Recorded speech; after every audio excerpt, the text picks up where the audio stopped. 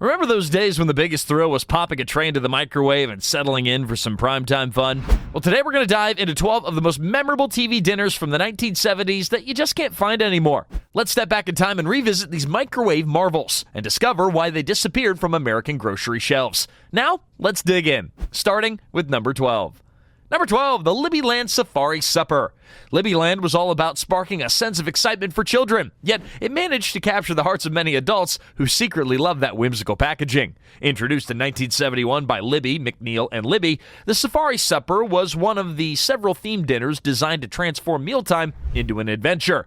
The bright artwork on the box promised a mini safari experience right at your kitchen table. Inside, you might find a mini burger patty with a mild tomato-based sauce, corn kernels, and occasionally a side of mashed potatoes. Sometimes these trays would include a little packet of candy or a dessert pudding that tasted surprisingly good after a quick zap in the microwave.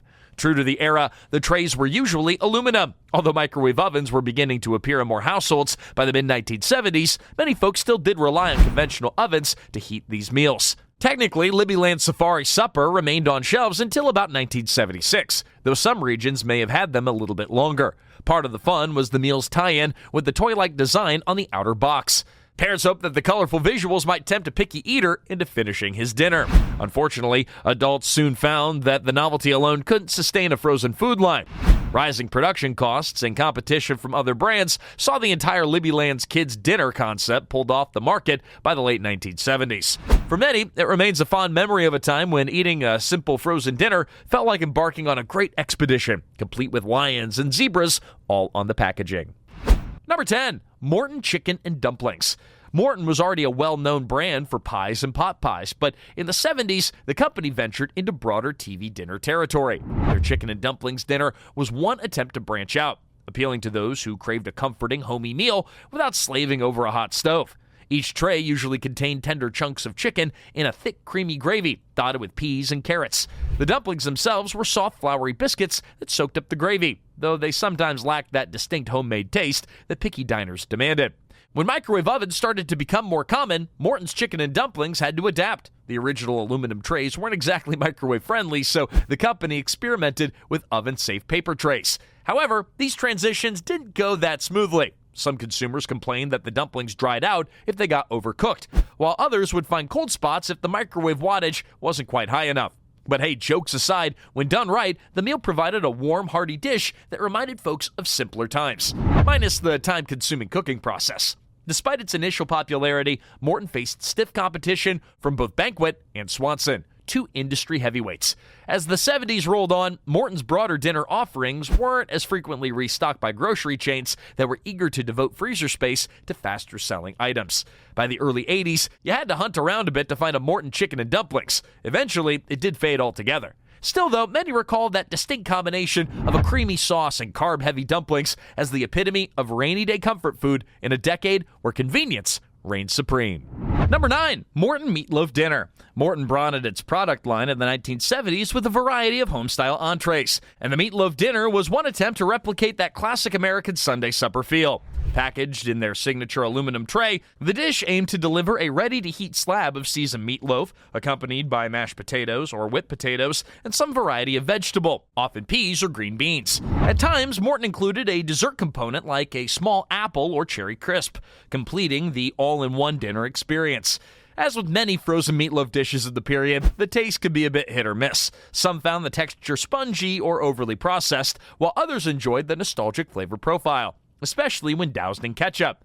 Preparation usually required about 25 to 30 minutes in a conventional oven, although consumers with microwaves were instructed to follow careful guidelines to avoid cold spots in the meat. In an era where dual-income families were becoming more common, the meal filled a genuine need for convenient dinnertime solutions, without the fuss of mixing ground beef, breadcrumbs, and spices from scratch. Yet, Morton struggled to maintain shelf space as competitors like Banquet and Swanson dominated with more extensive advertising campaigns and slightly more refined products. Over time, cost-cutting measures hurt the dinner's overall quality, and by the early 1980s, many grocery chains scaled back orders, leaving the Meatloaf Dinner slipping away quietly into the oblivion. Its disappearance is a reminder that not every comfort food staple managed to keep pace in a crowded freezer aisle. But for those who grew up on it, the memory of a quick, meaty fix, it lingers on. Number 8. Chun Chow Mein Dinner. Chun was a trailblazer in introducing Chinese-American cuisines to U.S. households, thanks to founder Gino Paolucci's vision back in the 1940s and 50s. And by the 70s, Chun had expanded to frozen dinners, one of which was their chow mein offering. These meals featured chunks of chicken or pork, sometimes both, in a savory brown sauce that had celery, onions, and other vegetables like bean sprouts. There was usually a separate bag of crispy chow mein noodles to sprinkle on top, providing some textural contrast that stood out from typical meat and potato TV dinners of the era. What made the chow mein dinner particularly unique was that it introduced many mainstream American families to a flavor profile that was more exotic than your just average gravy-based cuisine. Now, of course, it was still an Americanized version of chow mein. It was heavy on thickened sauce and light on that authentic seasoning. But for folks in smaller towns who had limited access to Chinese restaurants, it was a culinary revelation. The instructions usually recommended heating the main entree in a tray and then adding the crispy noodles at the end, so then they wouldn't get soggy. But despite its novelty, Chun frozen dinner line didn't remain a mainstay. The brand changed hands multiple times, and new ownership often shifted focus to canned products, which remained popular. Moreover, the rise of dedicated Chinese takeout restaurants gave consumers more fresh, authentic options. By the early 1980s, grocery freezers made less room for Chun chow mein dinner. Eventually, the product vanished, which left behind memories of trying something foreign without having to leave your home. For many, it was the first taste of Chinese-American cooking, even if it was more of a mid-century innovation than true Eastern cuisine. Number 7. Hungry Man TV Dinners. Launched by Swanson in 1973, Hungry Man quickly distinguished itself from other TV dinners by offering bigger portions aimed at heartier appetites. Early advertisements showed burly men digging into plates that were loaded with fried chicken, mashed potatoes, vegetables, and occasionally some dessert. Over time, the line expanded to include staples like turkey and stuffing, Salisbury steak, and even pork chop variations. Everything came in a slightly larger tray, so consumers felt like they were getting a more satisfying meal. Hungry Man was a direct response to feedback that standard TV dinners would leave some diners hungry. The brand leaned into this by marketing itself as the choice for real men who needed a filling dinner after a long day's work. From a nutrient standpoint, though, these meals could be pretty heavy on sodium and fat, a common critique of convenience foods in that era. Nonetheless, the promise of a no-fuss, rib-sticking supper resonated with many families across the country. Microwave directions were gradually included as those appliances grew more common. But most 1970s households still relied on the oven for consistent results. Now, though still available in various forms today, the original 1970s Hungry Man selections boasted unique packaging and a more straightforward approach.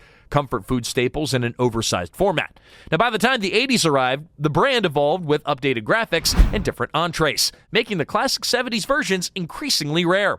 But still, for plenty of middle-aged Americans, hearing the words Hungry Man conjures memories of ripping open that larger-than-life tray and settling in for a night of TV and a serious dose of nostalgia.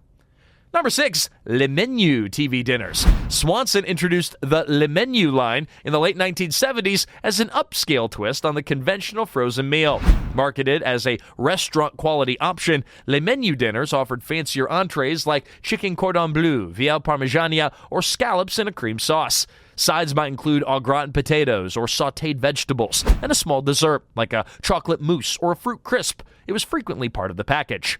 Compared to standard TV dinners, Le Menu used higher-grade ingredients, or at least according to its advertising, and it came in more refined packaging. The compartments were sometimes arranged to mimic the plating of a high-end meal, an attempt to persuade consumers that a truly gourmet experience was just a freezer door away. But as microwaves became more prevalent, the cooking instructions often had to include separate guidelines to ensure that everything warmed evenly. Some even recommended transferring parts of the meal onto a separate dish or storing sauces midway to enhance the texture.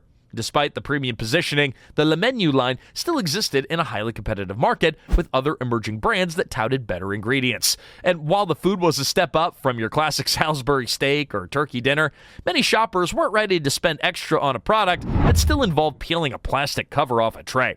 By the early 80s, Le Menu had a loyal but modest fan base, and Swanson retooled the branding several times to keep up with changing tastes. Though it never became the runaway success that executives had hoped, it's fondly remembered as one of the first attempts at a gourmet frozen dinner, back in an era when haute cuisine and microwaves didn't exactly go hand in hand. Number 5. Banquet Fried Chicken Dinner. Hoping to cash in on the booming demand for a quick, hearty meal, Banquet also introduced a fried chicken dinner in the 1970s, and this quickly became the go-to for those who craved the crispy taste of a southern favorite without hovering over a deep fryer. Every tray generally included 1 or 2 pieces of fried chicken, often a drumstick and a thigh or a breast, alongside some mashed potatoes or whipped potatoes and a portion of vegetables, maybe corn or green beans. Occasionally, the brand would also include a small dessert segment, like a peach cobbler, rounding out that all-in-one comfort meal. A key draw was that Banquet's breading replicated that crunchy texture that many people associated with homemade fried chicken, though it could be hit or miss depending on how meticulously you followed the cooking directions. In an era when microwaves were still relatively new, the recommended method often remained the conventional oven to ensure the coating stayed crisp rather than just kind of soggy.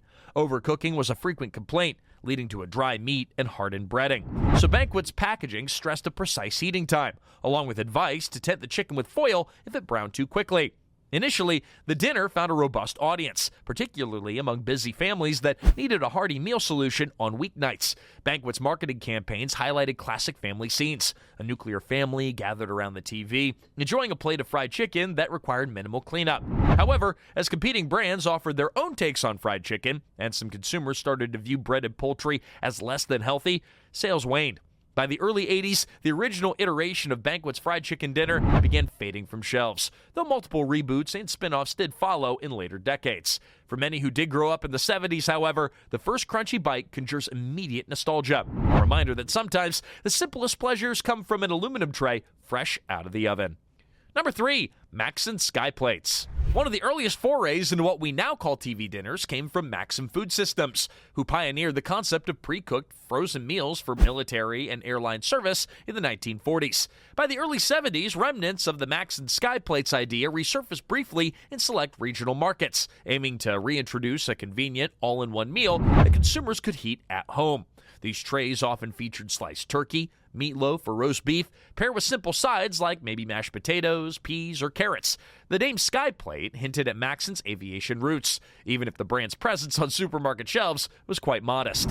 Unlike bigger competitors, Maxon didn't invest heavily in national advertising. Some local print ads boasted about the brand's heritage in feeding airline passengers, an impressive claim in an era when commercial flight was still considered glamorous. The meals themselves were typically packaged in aluminum trays and recommended for oven use. Microwaves did exist, but weren't widespread quite yet.